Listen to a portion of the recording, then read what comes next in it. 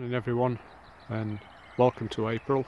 It's the first today, April Fool's Day, and it's a wet start. It's 9 o'clock Saturday morning, and I just thought I'd show you the completed border on the no dig. Tidied it up as well, cut the grass, and it's looking much better now. And as you can see, yesterday morning I managed to cover the remainder of the border with manure. You can see where the old stuff is, just about there. That's the manure I moved up just to weight down the cardboard, and then from there back into the corner and over this larger area here just to the right of the gate. I've put some manure down, about 30 barrows. I'll let that settle down, and then I'll probably put another 30 or 40 barrows on, and then we'll be able to plant into that.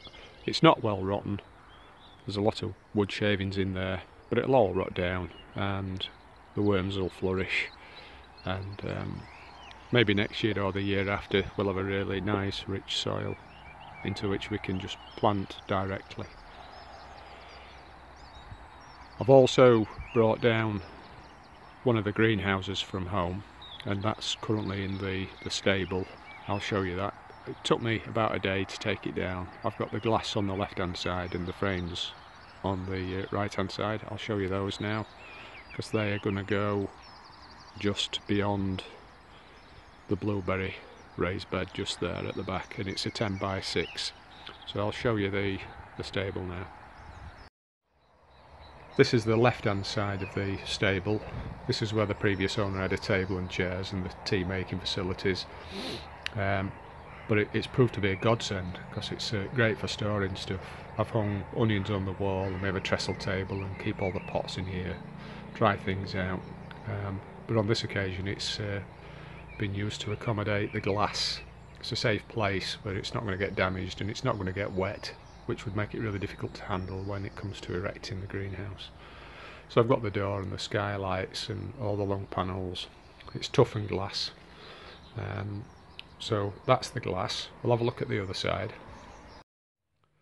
Hi, we're in the larger side of the stable now, and this is where I've been keeping the sections of the greenhouse. It's a green powder coated greenhouse. I separated it into 6 sections so it'd be easy to put back together again. I've got 2 roof, 2 side and 2 gable sections. It's green powder coated, it's 10 foot by 6, and it fits in here nice and snugly. It's out of the way where nobody's going to be inclined to interfere with it. So that's there waiting now. Hopefully this afternoon I'm going to get the base prepared, and then tomorrow on Sunday I'll put the frame up. Okay, catch you later. Hi, welcome back. It's Sunday morning, and as you can see I managed to get the base laid successfully yesterday afternoon. It was heavy work, took me about 3 hours. I had to bring the railway sleepers down on the top of the van, and they weighed an absolute ton. These were in the ground beneath the greenhouse at home in the garden, and they were still sound. A few little bits of rot, softwood, but 99% solid. It's been the base at home for 5 years, so it should last another 10. It's all tannalised, so it's time to make a start putting up the frame now. Hi folks, we're an hour in and I've managed to get the 4 sides of the greenhouse together. All I've done for the time being, just so that I can make sure that everything's true, is I've connected the corners there, this side and over here, and that just holds it together, but it then means that I can check for level. I know that the base is level, I've had the spirit level all the way around, it's perfect, but I can check all my verticals all the way across on both sides, on this side and on that side. And you'll see that there are diagonal braces running up in each corner, and they're not just to provide additional security, but they prevent lateral movement in the frame so that it stays true. but they're also a means by which you can adjust your total frame, because where they join there's like an oval shaped hole as opposed to just a round hole, so it's like that, and it means that it will slide a little bit. So if, for instance, that corner's not straight and it needs to come this way a little bit, then you can loosen the screw and just move the diagonal over a little bit, and it allows you to get a level. So that's the first 4 sides in. I need to go around and secure it now at the base. I've also put some long sturdy bolts into the sleepers to secure it. I'll show you those now. First of all, you see what I mean about the oval shaped holes at the top of the diagonals. They allow you to adjust the corner piece to make sure it's vertical in both directions. And then if we just pull down, we'll look at the anchors. I've got 4-inch screw bolts that have been put through the base, because this has got like a 4-inch base all the way around. And you can see what I've done is, I did this when I first put it up at home.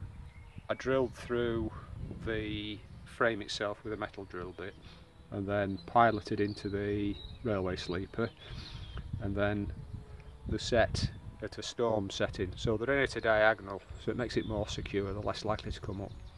And you see the greenhouse is going to be heavy, but it's not going to move, because you can see that the railway sleeper is actually inset into the soil. The railway sleepers themselves are really heavy. The greenhouse will be really heavy. There are 1, 2, 3, 4 screw bolts down the side and 2 on each gable. I'm going to infill the base with more soil, so even in the strongest of winds, this greenhouse won't be lifted up and carried away, because it's wedged in by the soil inside, which stops the square railway sleeper base from moving that way or this way, and the soil outside obviously stops it moving that way. So it's basically clamped in by the soil. The railway sleepers are heavy. They're about 8-9 inch by about 5.5 inch in depth, so it's not going to go anywhere. I've just put those in just so that I know everything's true. I've not tightened them up, because you need to get your glass in first before you start tightening everything, because if you don't, then there's no flexibility in the frame, and you might find that some of your panels of glazing are a little bit tight. So made a good start. Might have a quick cup of tea and then I'll carry on. Catch you later. Another half an hour later, and I've got all the nuts and bolts, top and bottom in each corner, secured. Important to remember when you're tightening up your bolts to tighten, but not to over tighten, because you'll shear off the bolt. And generally, whenever you put up or take down a greenhouse, it's a good idea to have a socket set. This is just a junior socket set, cost about £30, and you need a 10mm socket. That's key, really. You lose that and you're scuppered, because you'll not get your nuts off your bolts. And a screwdriver as well, just to gently tap bolts into place. And also for the braces on the corner that fit on the outside, you need a flathead screwdriver to secure it while you tighten it up from the inside. I'll show you what I mean.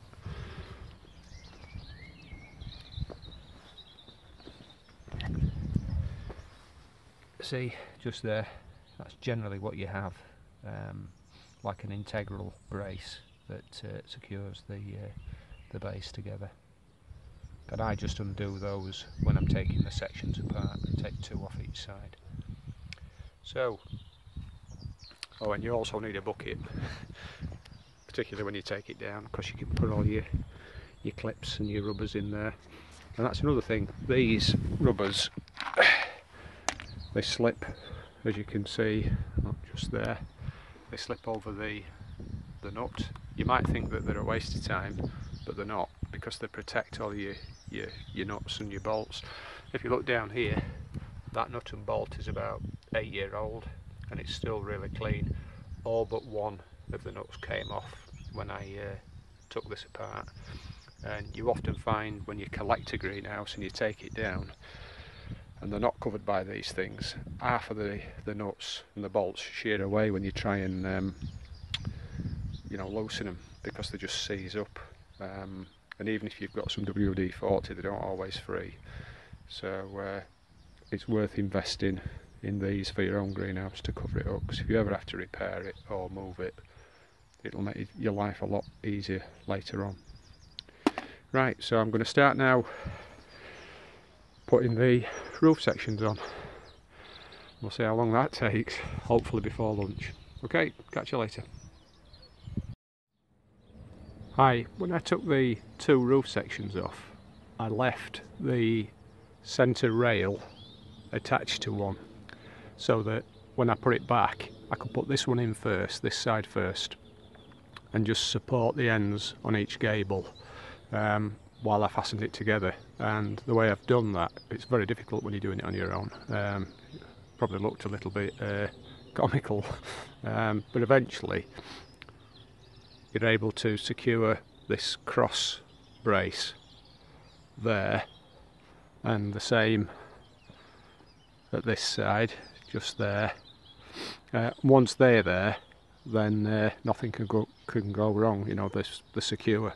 It'll twist a bit like that, but you know, it's in. So then what I've done is I've just secured the base, but I've not tightened any of the screws until I secure the top rail into the gable ends, because I need some flexibility and some movement. So that's again a key tip really when you're erecting your greenhouse. If you're doing a section, keep everything loose until you've got your final piece in or secured your final connecting point, and then you can go around and you can tighten them all together. So I'll get on now and finish this off, and then get the other side in, and then I'll show you when it's finished.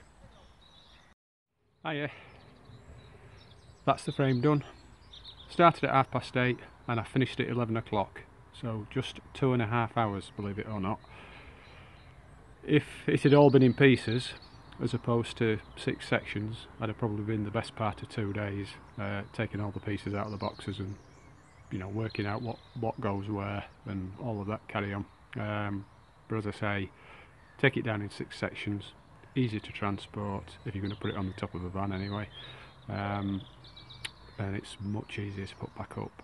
So time for a cup of tea, and then I'm going to have to give it a wash down before I put the glazing in, because you can see it's quite dirty,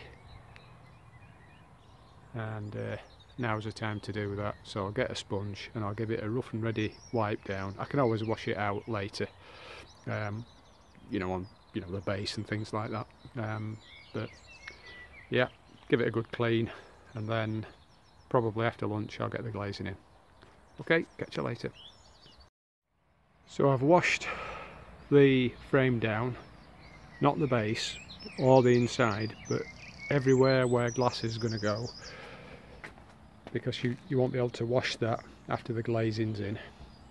So I've done that, dusted it off as well first prior to doing that, and now I'm going to start on the glazing.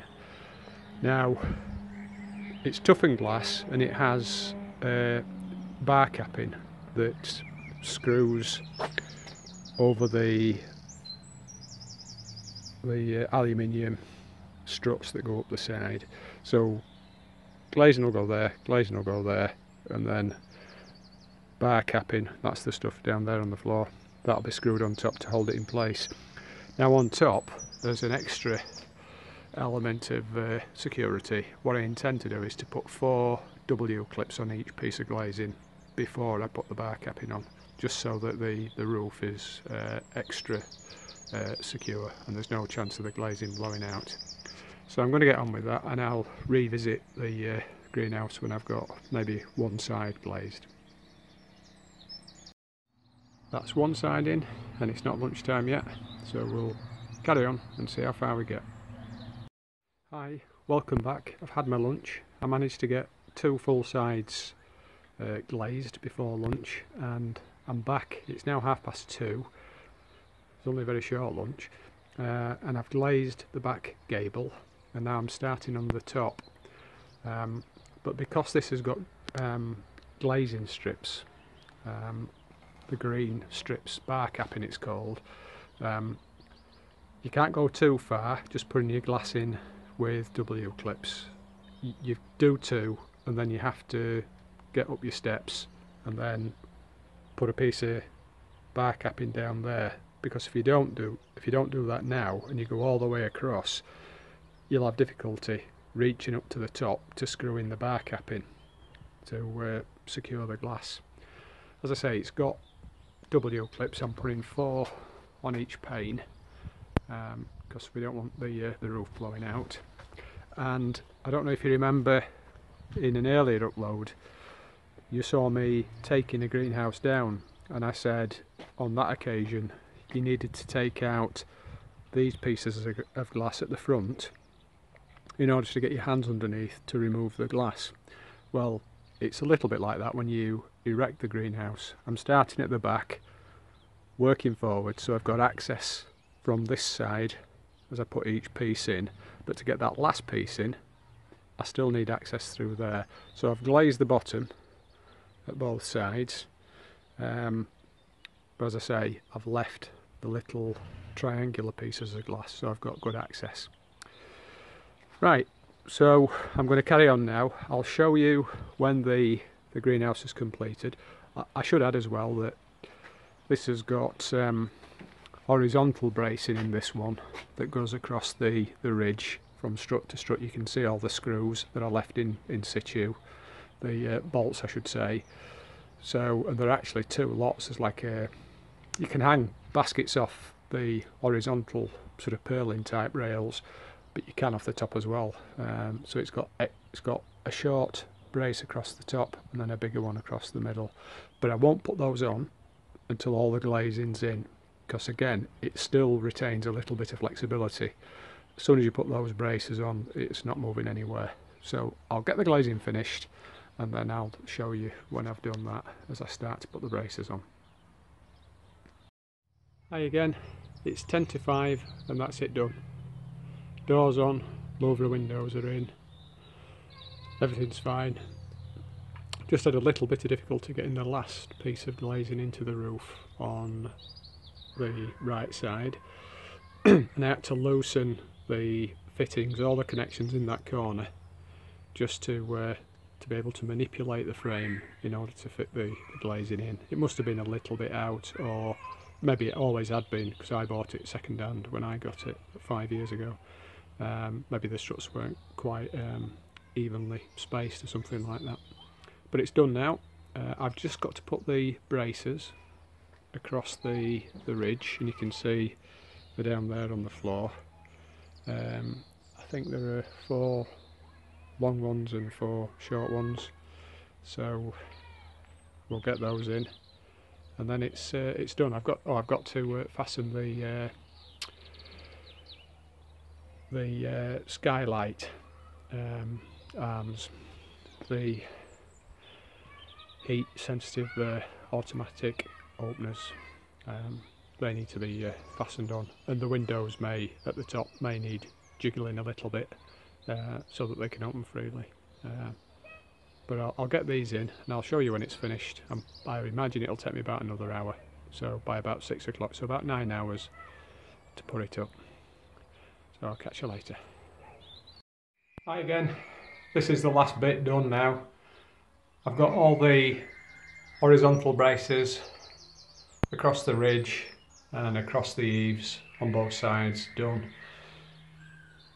I've got the 4-inch bolts screwed tightly into the railway sleepers as well, so that's me done.